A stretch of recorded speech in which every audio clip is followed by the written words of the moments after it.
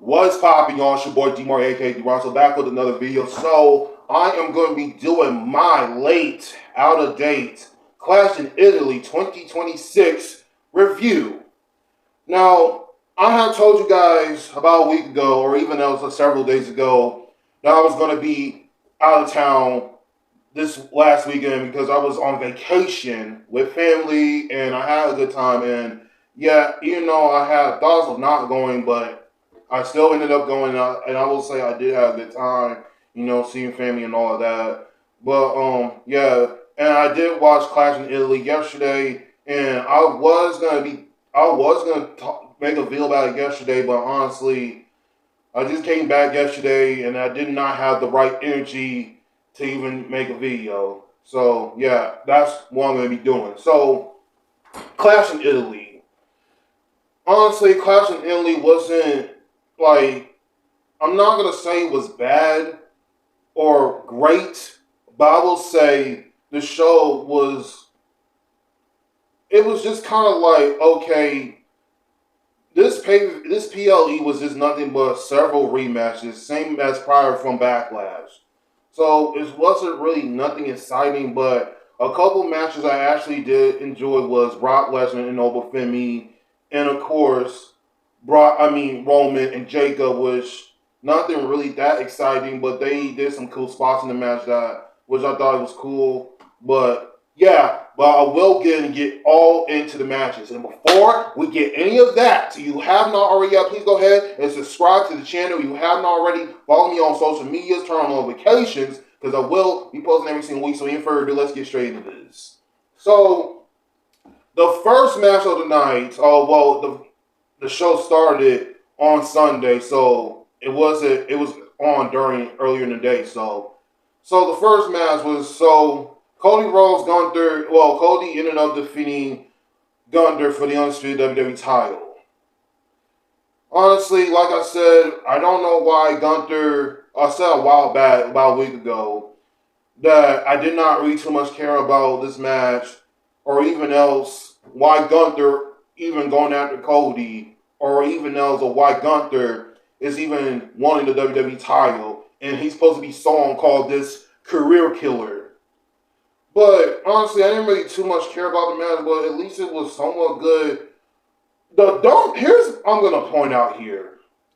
So as Cody was in the sleeper hold world while Gunther was in the position for that Cody got out of several times.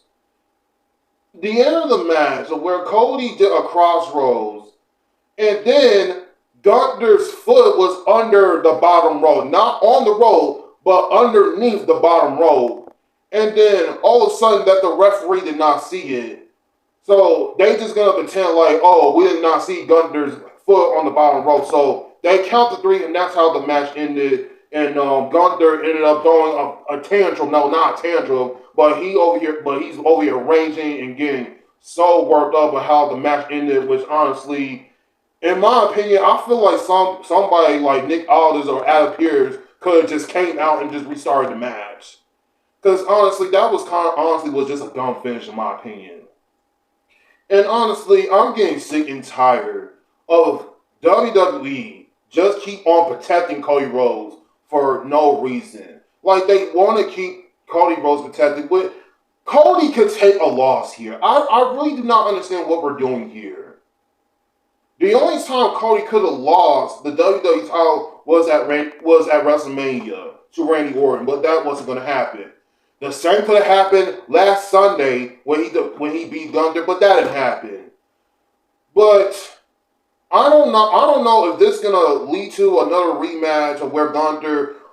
I don't know, which it probably will happen. I'm just gonna have to see what happens. But honestly, I do not want to see this match again from these two. And I did hear a rumor, and I did saw some rumors that probably Cody is gonna fight Sami Zayn at Night Champion. So I'm probably sure that's probably gonna be the match that they're probably gonna be setting up for. But yeah, obviously, if they do that, so since now Sami Zayn is now a heel now, which nobody's not gonna really care, but we all know that he's not gonna be the one that's gonna beat Cody.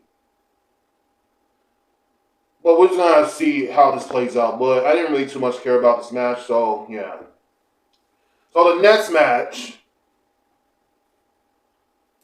So the next match was, so Rhea ended up defeating Jade Cargill for the women's WWE title. I will say, I thought this was a very good match, similar from their WrestleMania match from a few months ago. I mean, they was definitely doing some good in-ring quality in this match, but yeah, they actually put on a very good match here, I would say. I'm not the biggest fan of Jade Cargill, but she did show a little improvement from Rhea Ripley. But outside appearances and shenanigans happened before the match ended. So Charlotte came out and attacks Jay, and then B-Fab and Mia Yim came out to distract, trying out to cause Rhea the match, and while the referee was looking for a little bit, and Rhea hit the riptide on Jay, and that's how the match ended. So, yeah, I said this is a very good match, but honestly, there's not going to be a lot of opponents for Rhea Ripley to face, which I really wish there would. The other thing is, there's with so many women in a tag team. They are stuck in a tag team with one another. I really wish that these women were not in a tag team so they can go after singles titles, but that's not going to happen. But whoever fight Rhea Ripley next, I don't really know, nor do I care. But I know King and Queens of the Ring tournament is happening this month, so whoever wins it fights Rhea Ripley or even else Liv Morgan. And with Liv Morgan, I'm going to talk about that, the whole King and Queens of the Ring tournament, in another video. But this was a very good match, I would say.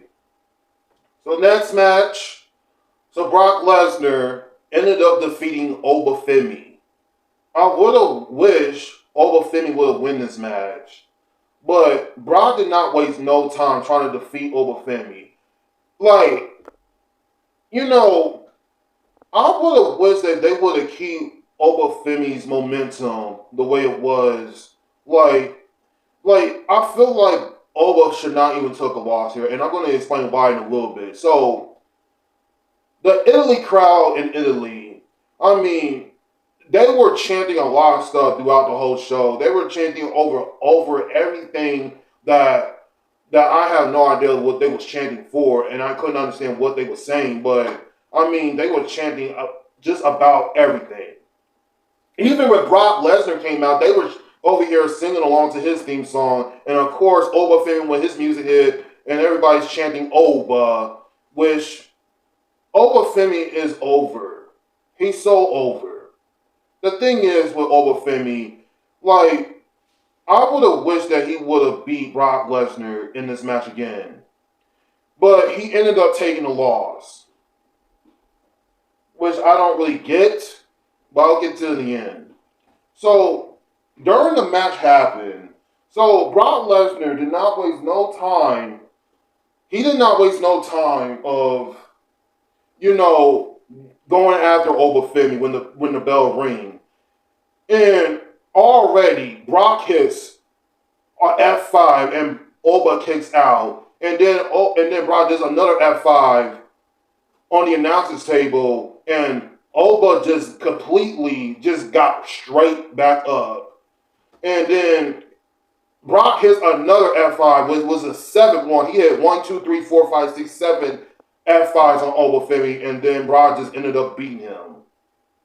Even though this was a very good match, but the wrong decision was kind of made wrongly. I really do feel like Oba Femi could have won this match. I really feel like he should have won. Like, do y'all remember? I'm going to explain this. Do y'all remember back in 2022 when Cody returned to WrestleMania to fight Seth Rollins 3 times? Once at WrestleMania, one's at Backlash, and one is at Hell in a Cell. And Cody just beat Seth Rollins like 3 straight times. 3 straight times. And I feel like that's what Oba Femi could have done with Brock Lesnar, which this is probably going to continue to go on. Which, if Oba Femi, which he's probably, since now he's in this King in the Rings tournament, I feel like he's probably going to win which I don't know exactly how that's going to turn out. But like I said, I will talk about that in another video. But I feel like this was kind of like the wrong decision. I feel like Oba could not lose, but beat Brock Lesnar. Even though Brock Lesnar he really should not really taken a win for this. And I'm talking about Brock Lesnar because, like I said about months ago, after Brock Lesnar at WrestleMania, when he retired, and then he comes back and just beats Oba Femi just like that. And I'm trying to understand, it's like, what was the point? What was the point of having Brock Lesnar do all of this just to beat Oba Femi, which, honestly, it doesn't really make a lot of sense to do.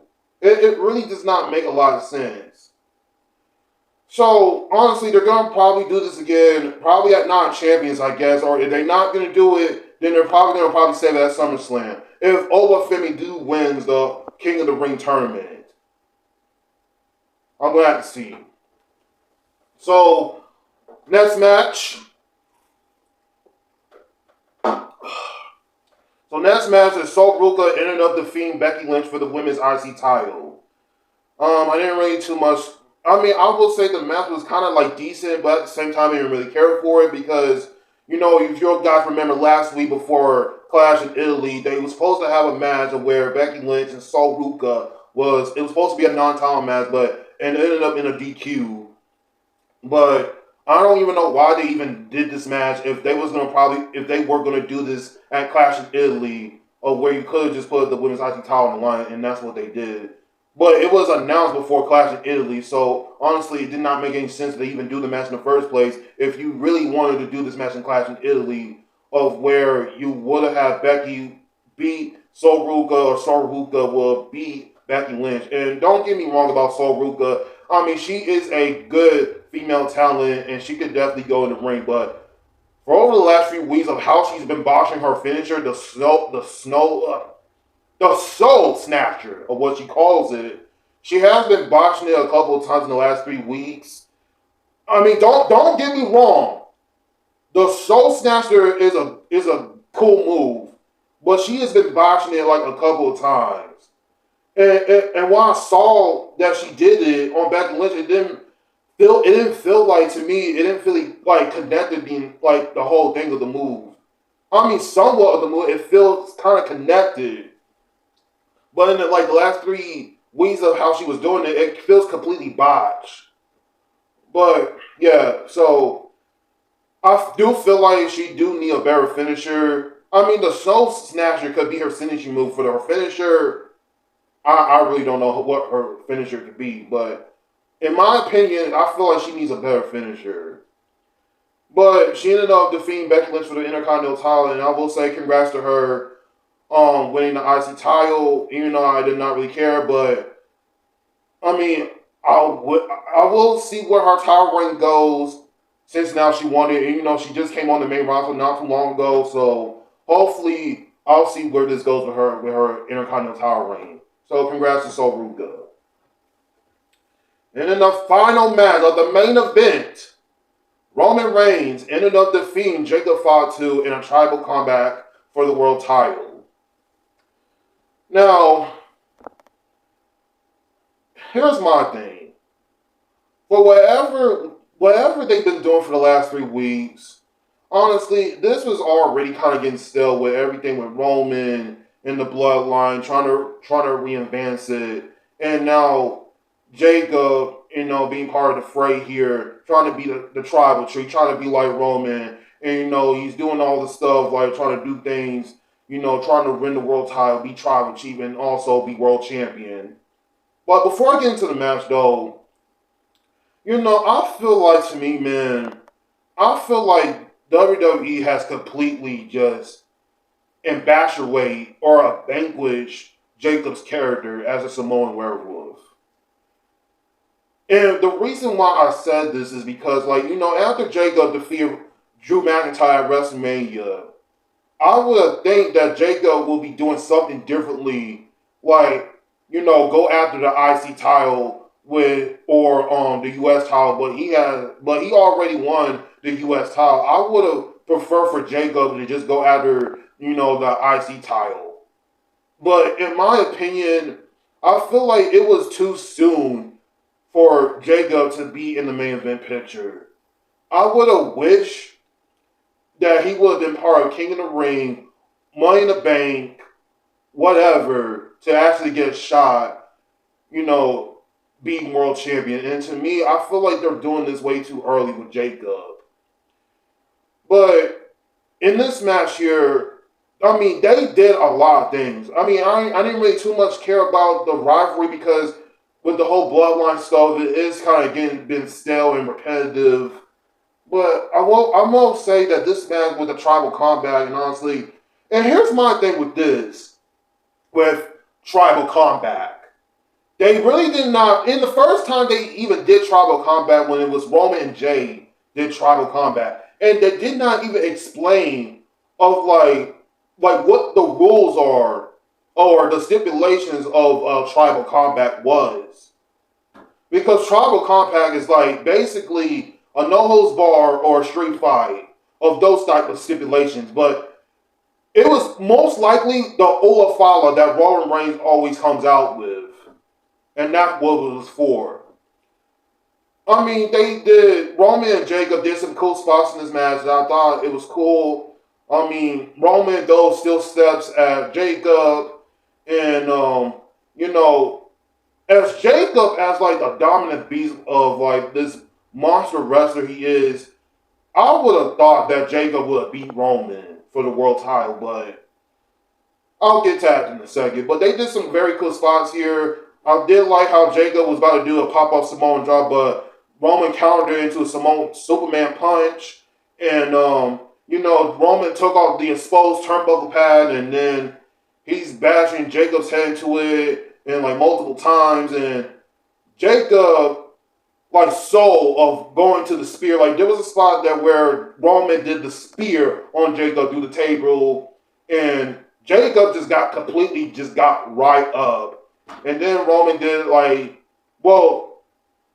match did kind of feel slow at first, and still it was starting to like pick up. So I mean, they was rolling through the crowd for a little bit and all that, and I mean, Jacob just no sold the table spot of how he just no sold the table spot of when he got speared, and he just got right back up, and then Roman ended up doing another spear, and then Jacob ended up, getting speared, and then Roman ended up beating him for the second time in a row.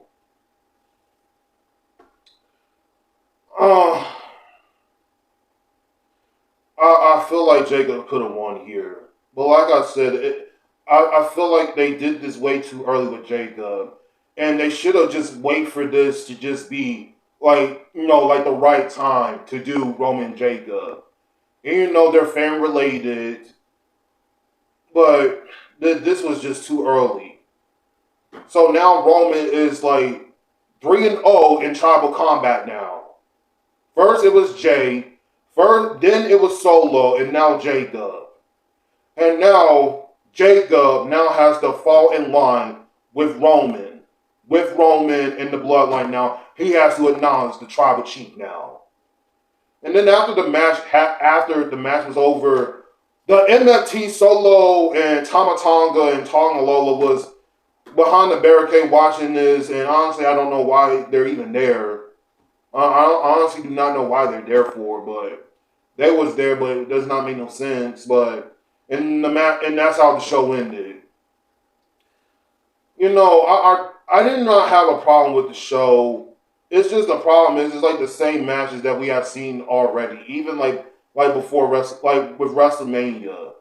I will say the only match I did like was Brock and Oba, which they're gonna probably do another match of, and so as Roman and Jacob. Even though I feel like Jacob could have literally beat Roman to take the Olafala and be world champion and actually beat Roman Reigns, which I didn't watch Raw yesterday afternoon, but I'm not gonna watch the whole show, but I'm gonna watch the Bloodline segment, which honestly, I mean, I'm kind of getting tired of the Bloodline storyline. I mean, it was good for the last 4 years, but at the point, it's just being so repetitive. It's the same thing that they've been doing for years now. And honestly, I'm just ready for something different. But I'm not gonna say the show was bad and all, but it was just not. It was just okay. I would say it was okay. It was nothing special about Clash in Italy. I would say, but I will get the pay per view at least like 6 out of 10 per se. I will give it that. I will give 6 out of 10 for this. So yeah, that's like the only grade I will give it for Clash in Italy. But so this is it for my Clash in Italy review of 2026. But y'all let me know what was your favorite match from Clash in Italy this past weekend that y'all like. Follow me all social medias down below. I'll be back with another video, y'all. Peace. My moment to shine. This is my time of flight. I've been grinding forever just for this very night. I've been pushing for many moments like this. This time it's undervalued and no one ever could.